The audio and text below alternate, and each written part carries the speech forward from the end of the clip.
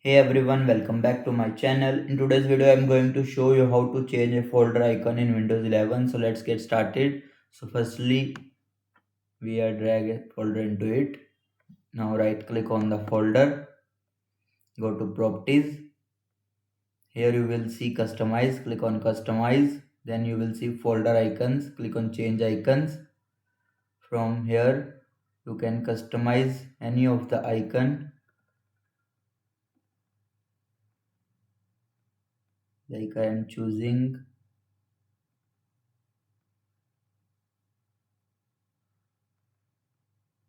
this icon.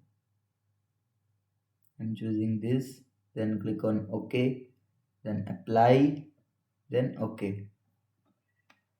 Now refresh.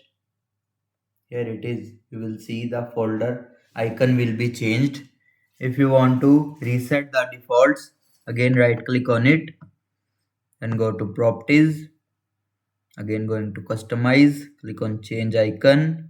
Here you will see restore defaults. Click on restore defaults, then apply, then OK. And that's it. How to change a folder icon in Windows 11. If this video helped you, don't forget to like, share and subscribe for more tech tutorials. Thanks for watching.